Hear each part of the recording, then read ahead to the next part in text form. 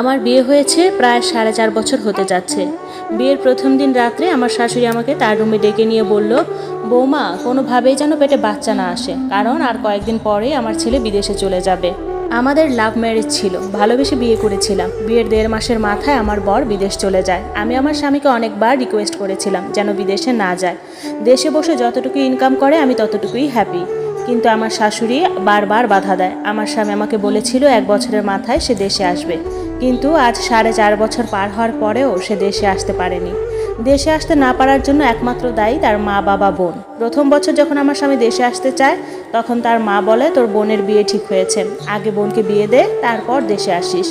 আমার শ্বশুরবাড়ির গ্রামে নিয়ম অনুযায়ী মেয়েদের নর্মালি সকালে দেখে বিকেলে বিয়ে, মানে সকালে যদি কোনো মেয়েকে দেখতে এসে পছন্দ হয়ে যায়, তাহলে বিকেলে 10-15 জন বরযাত্রী, তাও পুরুষ মানুষ, গিয়ে বিয়ে পড়িয়ে নিয়ে আসে।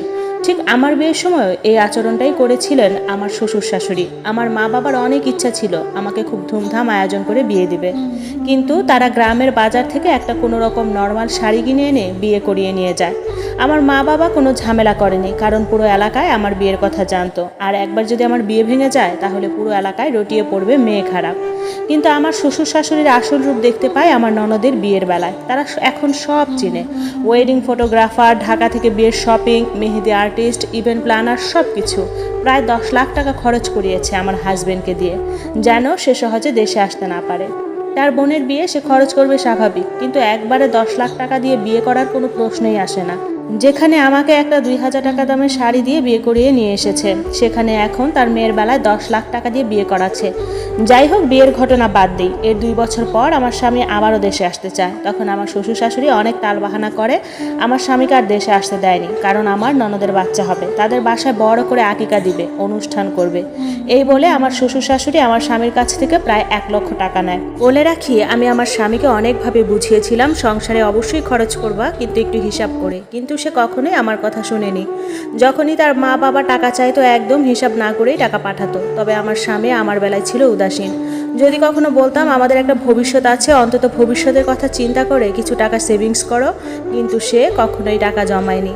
আমাকে মাস শেষে যে হাত খরচের টাকাটা পাঠাতো, সেখান থেকে কিছু টাকা জমিয়ে আমি একটা ডিপিএস করি এবং মাসে মাসে সেখানে কিছু টাকা জমাই। এই তো গত কয়েক মাস আগে কুরবানি ঈদ গিয়েছে। আমার স্বামী চেয়েছিল কুরবানি ঈদের পর আসতে, কিন্তু আমার শ্বশুর শাশুড়ি বলে তারা এখন বাড়ির কাজে হাত দিয়েছে।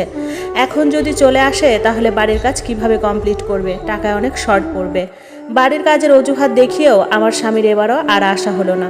এই তো 3 দিন আগে আমার শাশুড়ি তার রুমে আমাকে ডেকে নিয়ে আমাকে বলে, বৌমা তুমি এখন থেকে আমার ছেলের সাথে কম কম কথা বলবে। যখনই আমি আমার ছেলের সাথে কথা বলি, তখনই আমার ছেলে দেশে আসতে চায়। কেন?